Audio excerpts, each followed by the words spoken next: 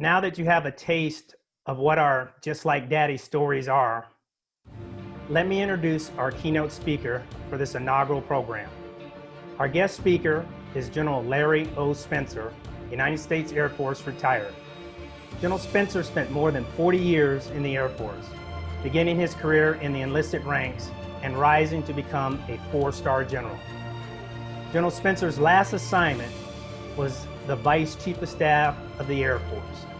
After retiring, General Spencer continued to serve and take care of the troops as president of the Air Force Association for 4 years, and most recently was named president of the Armed Forces Benefit Association. Fittingly, General Spencer has his own Just Like Daddy story. General Spencer, the floor is yours. Thank you very much, Michael, for that introduction, and I really appreciate it, and really happy to be here, and really compliment you all on recognizing fathers and those that, in my case, that had have a father that served in the military. Most of you may be aware that I grew up over in Southeast DC.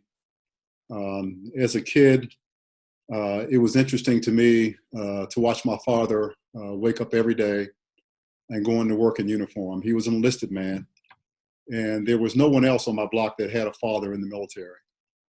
So it was sort of unique for me to have a dad that came home every day dressed in his uniform with his stripes on.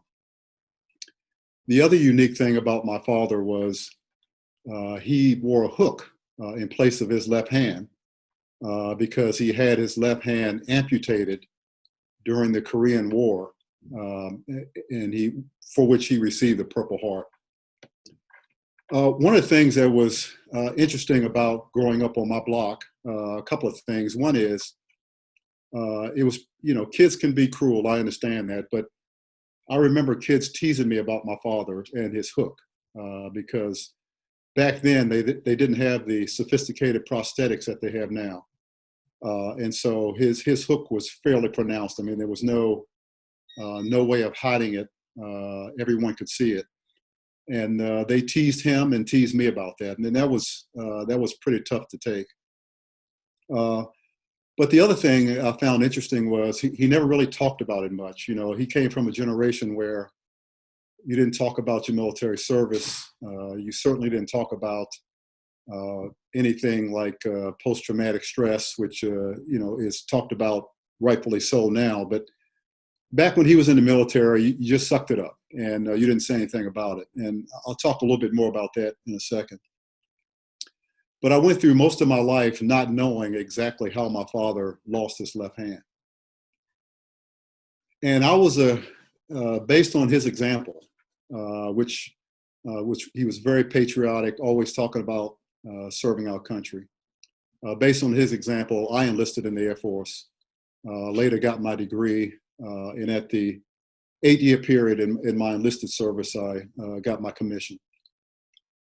But when I was a colonel, I made the grade of colonel in the Air Force, and my father obviously was very proud of what I'd accomplished, because not only had he served for 20 years, his father, my grandfather, had served in World War I, and every one of his 4 brothers served in the military as well.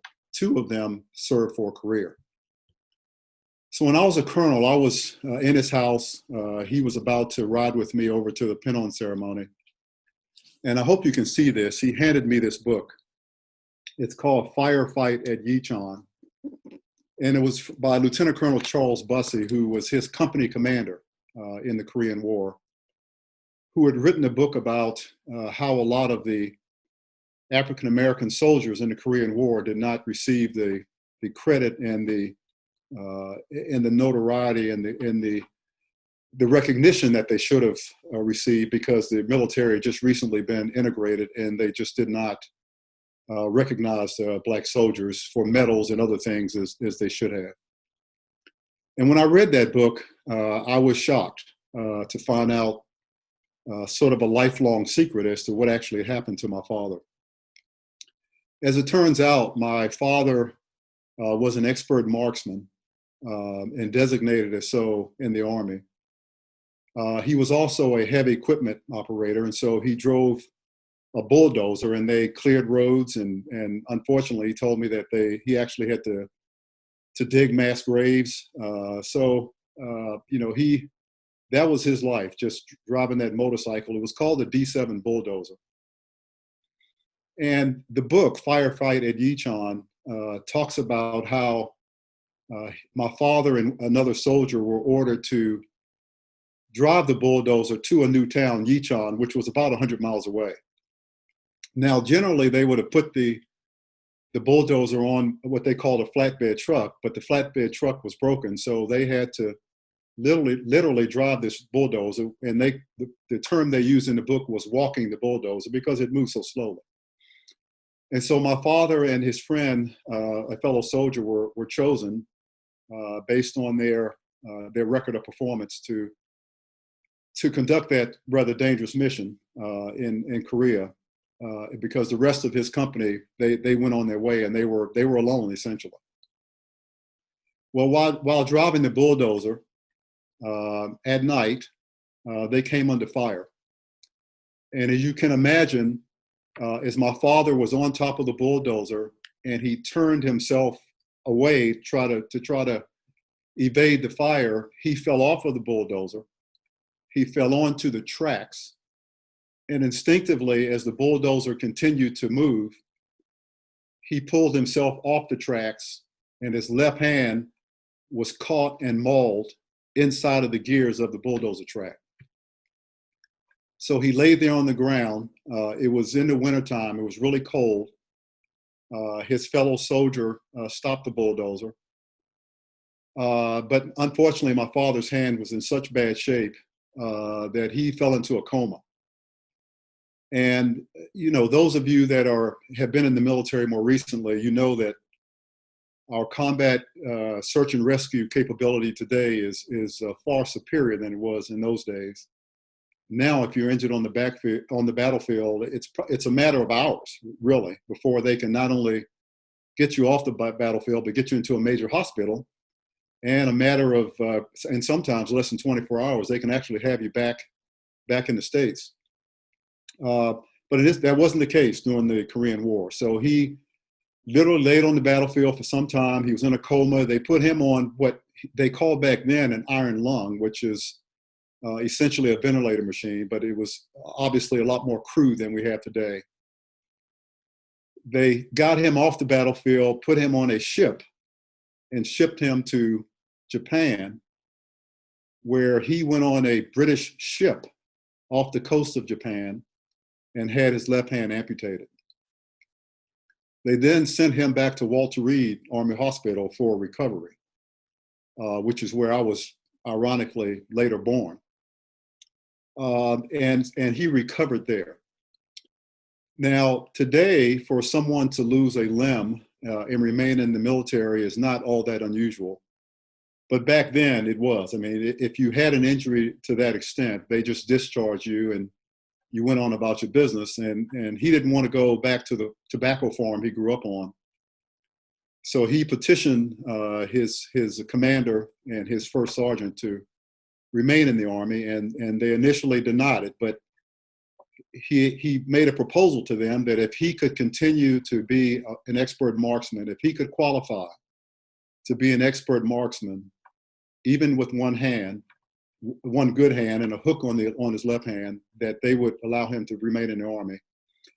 And in fact, they modified his weapon, and he did qualify as an expert marksman, and he stayed in the Army. But rather than continue as an expert marksman, because the research for prosthetics was just now getting off the ground, he remained at Walter Reed Army Hospital for his entire career, 20 years, working in prosthetics. Now, keep in mind, I didn't know any of this when I was growing up.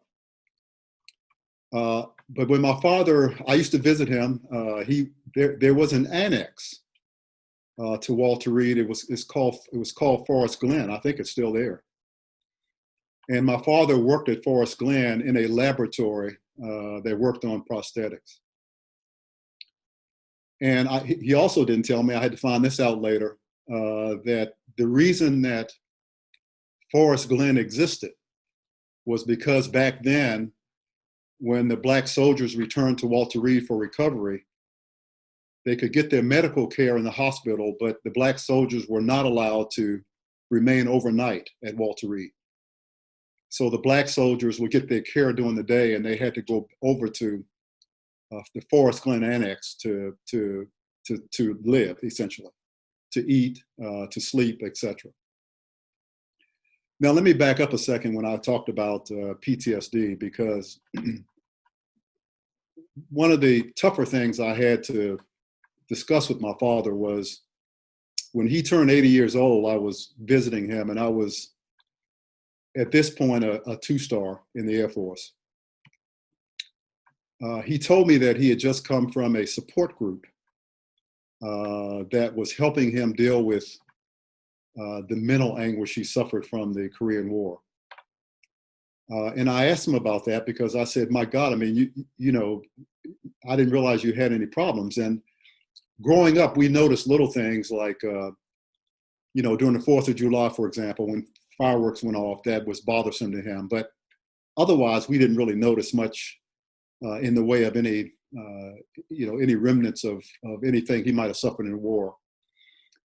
But he said because back then there was no such acronym as PTSD, because you were told to suck it up, because you would be considered weak if you said anything, because if you went to visit anyone in mental health, they would just discharge you from the Army. He didn't say anything, and neither did any of his buddies. So how sad is it that at 80 years old, he finally went to get some help? Now, fast forward, he was at my two-star pin-on ceremony. And then, unfortunately, he had a health issue involving his pancreas, and they never really diagnosed if it was pancreatic cancer or not, but they were concerned enough that they wanted to perform a procedure called a Whipple procedure, which is very complicated, and they normally don't do it for someone his age. And without going into gory details, it actually involved the actual removal of his pancreas and part of his stomach and gallbladder, you know, a whole lot of things. It was just a pretty terrible thing to think about.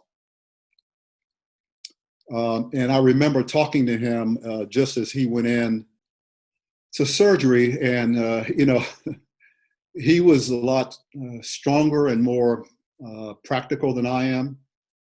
He had made peace with the fact that, you know, he may not pull through the surgery. He was okay with it, but he told me, as the oldest of 6 children, that he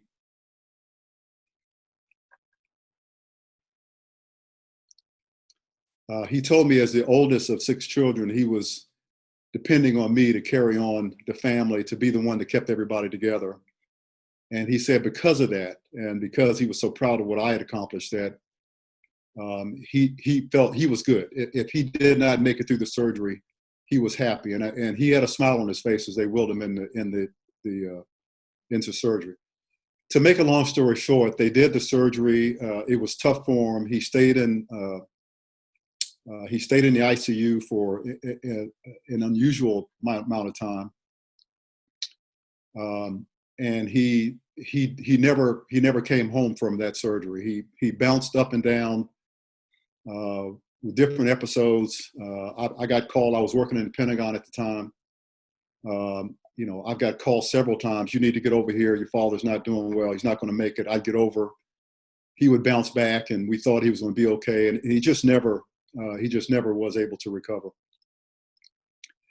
During that time, I had been notified of my selection for a 3rd star. And those of you who are in the military understand that, you know, when you get nominated for a promotion, all officer promotions are confirmed by the Senate, but general officer promotions in particular, you know, it's a very involved process. And, you know, the president has announced you have to go over to Congress and get confirmed. And it's one of those things that you can't presume confirmation. And they're very careful about telling you, don't talk about your promotion. We're going to tell you you're on the list, but don't talk about it because we don't want you to presume confirmation. That's the Senate has sole authority over that. So I was in talking to my father one day, and I knew I was being promoted, but I didn't tell him out of respect for what my boss told me. Obviously, that's something I regret today. I wish I had told him. But the last time we had a conversation, he was in Walter Reed Hospital, and I was there with him. And I don't know why, I'm not ready to go as far as to say he knew he wasn't going to make it. I'm not ready to say that. I don't know. But he talked to me about his military service in a way that he never had before. And he told me how tough it was to enter the military when it was still segregated, and how awful that he and his friends were treated, and how they did not, even though they were legally, the military was legally by presidential executive order integrated, that was not the practice.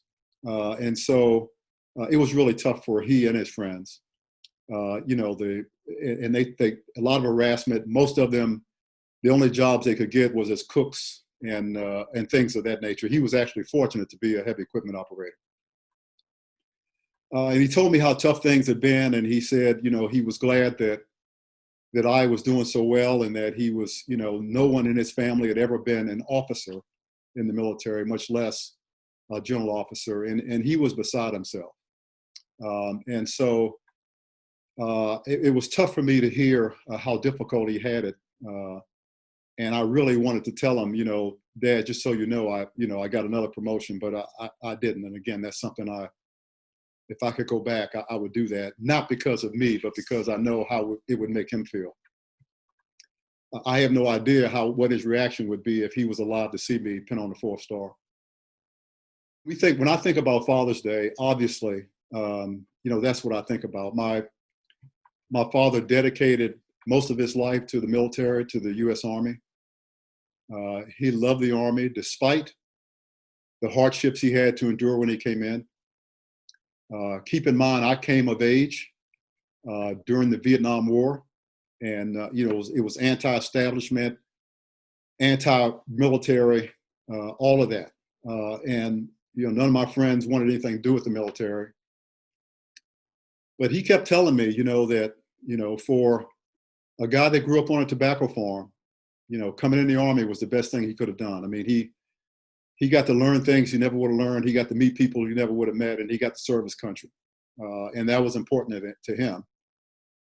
And whereas he never wanted to put any pressure on any of us to join the military, he was really proud that I had. And as I mentioned, he was beside himself that I'd become a general officer. So I owe him so much, not only in terms of what he meant to me and my family, but the fact that he instilled in me a sense of patriotism, despite the fact that our country is the greatest country on earth, but it is on a journey toward a more perfect union. It's not perfect yet. And despite the problems we have, he instilled a commitment and a dedication in me to do whatever I can to make our country better and to help it along that journey of becoming a more perfect union. So Father's Day for me is, a time when I reflect back. I think about growing up with my father when I was a kid over in Southeast DC, watching him come home in his uniform. I reflect back on the kids that teased him and teased me about his hook that he had on his arm or in place of his left hand. I think back when this was really tough for me, when I graduated officers training school, and he came and picked me up at the airport. I was still in uniform, and I was a second lieutenant. And back then, you know, this was before 9/11, obviously. So back then, you could pull the car right up to the front of the airport and get out. And he pulled the car up to pick me up. Before I could get in the car, he jumped out of the car. He ran around to where out the other side, the passenger side, and he saluted me and he said, "Congratulations, Lieutenant." That was tough for me to watch, and to see the pride on his face that he had in me, that I'd become the first member of our family to become an officer. Now, when we got in the car, he got a little more serious by saying, "Now, look, you know, just because you're a lieutenant, don't think you're all that, because you know, and you better never forget, the backbone and the strength of the military is the enlisted corps, and you better never forget that." And any of you that know me, you know that I never did. I focused most of my attention as an officer, trying my best to support and help our enlisted force, because they are, in fact, and continue to be, the backbone of the military. Today, you know, now that I'm retired, you know, occasionally I look through pictures of my father, particularly when I have my family over, and reflect back on his service, reflect back on my own service. And having been brought up in the church as a Christian, I believe that, you know, he did know that he does know that I was selected for a 3rd star when I was talking to him. He does know that I was able to achieve 4 stars, and he's watching over me and my family yet today. So that, I firmly believe that. So, Michael, thank you so much for allowing me to talk about my father on Father's Day. Rodney, thank you so much for what you're doing to promote not only veterans with your Veterans in Transition program, and me personally by allowing me to interview folks on the Generally Speaking series that you conduct. That's an honor for me to be able to interview folks in the military and those that are retired. But most of all, I think all of you that participated in this program, I'm looking forward to hearing all of your stories about your parents, your mothers, your fathers, your uncles, your aunts that were a part of the military, or your kids that are part of the military now. So thank you very much. You know, one last thing, I was thinking before the program came on that, you know, having been brought up in the Baptist church, one of the busiest Sundays in the church was Mother's Day, when it was packed, and you know, all the women had on their nice hats, and you always had a guest speaker, and you could barely get in the door. Whereas on Father's Day, it was no problem getting a seat. So I'm not sure why that is. By the way, that's the way it should be. But I want to thank you, Rodney, for recognizing Father's Day, and particularly recognizing those fathers and sons and daughters and mothers that served in the military. So thank you very much. I really appreciate it.